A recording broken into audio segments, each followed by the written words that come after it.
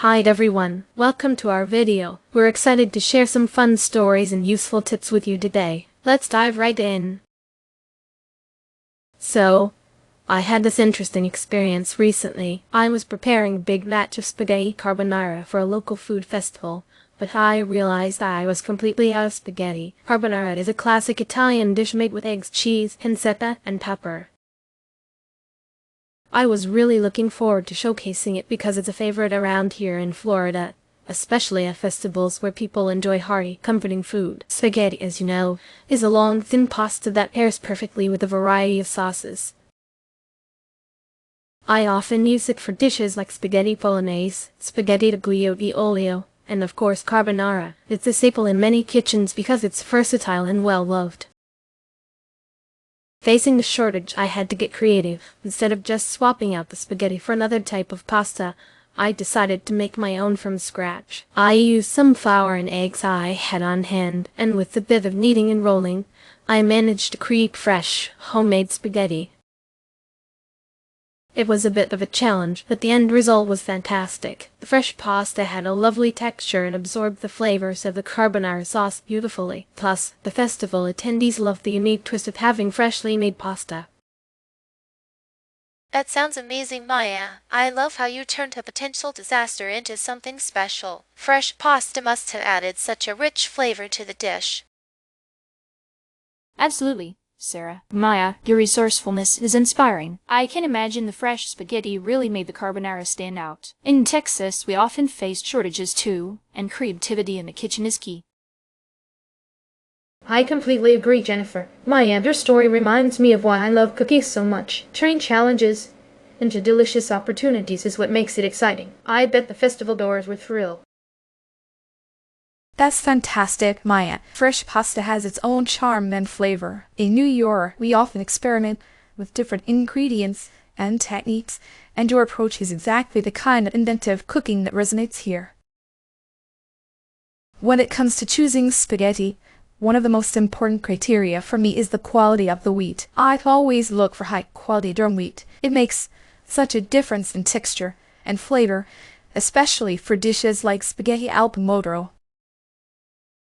High-quality pasta cooks evenly and has a wonderful bite. Durum wheat pasta is also more resilient, so it holds up well in sauces. I've noticed that cheaper brands can sometimes turn mushy, which ruins the dish.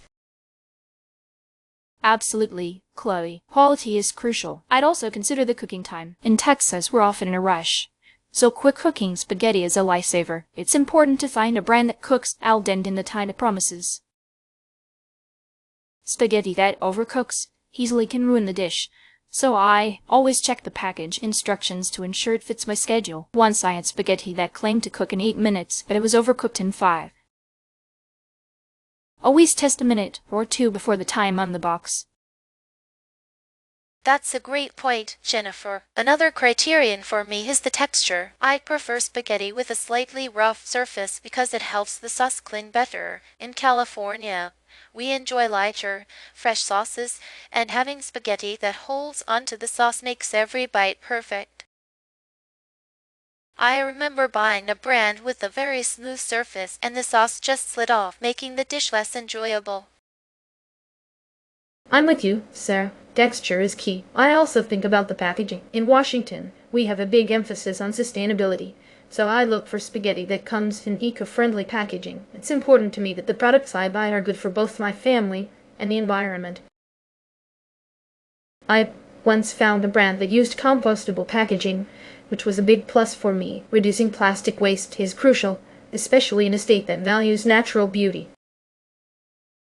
You all make excellent points. For me, it's about versatility. Spaghetti should be able to work in a variety of dishes, from traditional carbonara to spicy seafood pasta. I look for brands that maintain their structure and absorb flavors well, no matter the recipe.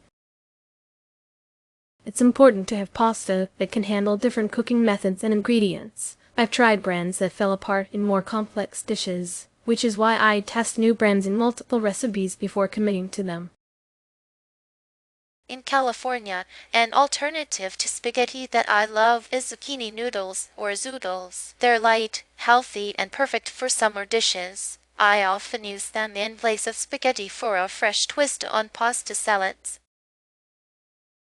Here in Texas, we often use rice noodles as an alternative. They're quick to cook and great for a different texture. I've used them in stir fries and even in a Tex-Mex style pasta dish with a bit of spice.